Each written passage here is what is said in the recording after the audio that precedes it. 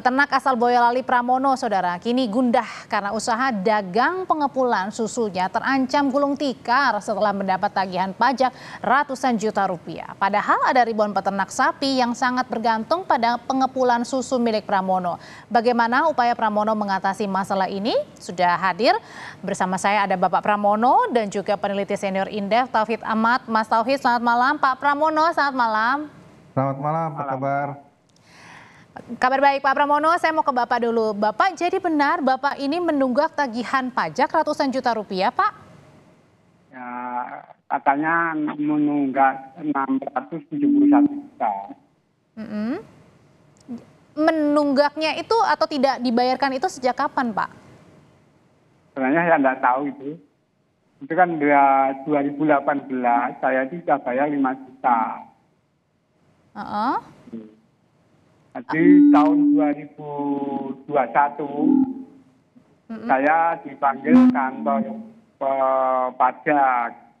Nah, pengerjaan saya kan pajak Boyolali. Ternyata kantor pajak Solo. Akhirnya saya datang ke Solo. Lalu dari kantor pajak Solo ke tempat saya. Jadi meneliti laptop-laptop yang ada. Setelah itu saya dipanggil ke Solo. Saya dipanggil Solo dikenakan pajak 2M. Oke. Saya kira ya. Pak Pramono, jadi Bapak ini ditunggak sampai 2 miliar rupiah, padahal Bapak selalu bayar? Ya bayar 5 juta. Bayar 5 juta per bulan? Ya, ini kan dari awal dulu ya. Saya mulai awal atau enggak? Oke. Saya mau kalau gitu ke pandangannya Mas Tauhid. Tadi kalau dari Ditjen Pajak kan bilangnya ini nunggak pajak. Tapi kemudian tadi Pak Pramono bilang saya bayar kok sebulan 5 juta. Tapi tiba-tiba dikenain sampai... Enggak. 1 tahun 5 juta. Oh, 5 juta maksudnya itu dari semua ya Pak? Ya, 1 tahun itu 5 juta. Oh oke, 1 tahun 5 juta. Oke. Kalau dari Mas Tauhid sendiri sebenarnya melihat hal ini bagaimana sih Pak? Ya, kalau saya lihat memang kalau soal perpajakan biasanya ada klarifikasi dan juga katakanlah restrukturisasi pembayaran pajak ya. Intinya bahwa kewajiban pajak tetap harus dilaksanakan, tetapi kewajiban mencicil sesuai dengan kemampuan daripada wajib pajak begitu. Kalau memang sudah ada perjanjian tertulis katakanlah bahwa akan mencicil sekian tahun, saya kira itu bisa dimaklumi sebagai satu rangkaian solusi begitu yang bisa diambil win-win solution bagi dua belah pihak begitu. Tetapi yang mungkin di balik itu juga mungkin ada katakanlah unsur keberpihakan ya, karena kalau seperti Pak ini kalau misalnya terdampak maka akan terdampak juga ratusan Iya. Itu yang kemudian terdampak yang tidak bisa melakukan proses penjualan. Padahal sebentar lagi kita akan memasuki program makan bergizi gratis dan sangat dibutuhkan adalah peternak-peternak lokal yang ketimbang kita harus impor yang besar-besaran begitu. Oke, kalau gitu sekarang saya mau nanya ke Pak Pramono. Pak Pramono, kalau gitu setelah rekening Bapak diblokir, kemudian Bapak juga terancam tutup usaha, dampak paling besarnya apa Pak yang sekarang terjadi dirasakan Bapak dan teman-teman? Kalau saya sendiri kan sudah menyerah, tidak menyalahkan kantor pajak, tapi yang resah itu kan karyawan sama peternak. Tapi katanya bukannya waktu itu kan juga katanya sudah pernah ada ketemu Bapak, sudah coba mediasi, Dinas Peternakan juga sudah. Belum ada? Oh ya, itu ada. Itu awal pemblokiran 2024 bulan Oktober. Itu kan saya dipanggil ke kantor pajak untuk menyelesaikan 671. Tapi di 2020 itu kantor pajak kan narik saya 200 juta.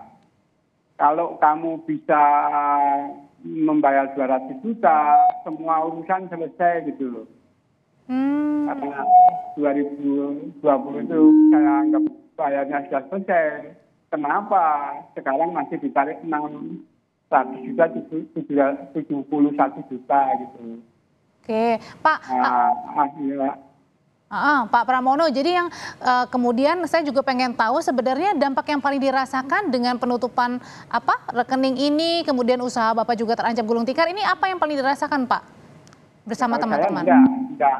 Enggak apa-apa. Saya kalau sekiranya saya itu tidak manfaat dan beban pikiran saya itu tidak mampu, ya berhenti aja jadi petani lagi. Oke, kalau Bapak tidak apa-apa, tapi mungkin yang ini Pak, yang sebagai mitranya Bapak, usaha yang lain Pak? Ya semua kebingungan dah. Dari pakan-pakan itu kebingungan bagaimana menjualnya. Saya kan dari punya mitra kerja ampas tahu Jakarta itu. Itu beberapa pedagang ampas tahu itu. Tiap hari itu 2 truk ampas tahu, itu kan juga bingung semua. Oke, Mas Tauhid, dengan adanya dampak pemblokiran seperti ini juga sudah pernah ditemuin begitu antara Mas Pram juga tadi dengan Dinas Peternakan. Sebenarnya solusi yang paling baik bagi keduanya gimana Mas? Baik bagi Mas Pram dan juga teman-teman, baik juga buat keuangan negara. Biasanya model begini dilakukan restrukturisasi ya pembayaran pajak begitu. Tidak mengurangi kalaupun ada courting, diskon dan sebagainya, tentu saja harus ada basisnya begitu. Tapi ini bisa dilakukan begitu sepanjang memang terdapat kebijakan ya. Karena ini kan menyangkut UMKM kita di tingkat bawah, dan saya kira bukan hanya industri tekstil tapi juga bagi para peternak yang model-model seperti ini bisa jadi terjadi ya. Kita juga lihat di beberapa kasus model ini bisa dilakukan begitu sepanjang memang ada keinginan daripada seperti Pak Pram ini membayar kewajibannya walaupun mungkin jangka waktu yang cukup lama. Diperpanjang itu ya. Dampaknya ke para peternak susu yang berada di bawahnya akan sangat ketara sekali, dan ini para peternak susu yang akan terdampak juga luas begitu. Oke, Mas Tauhid terima kasih untuk pandangannya.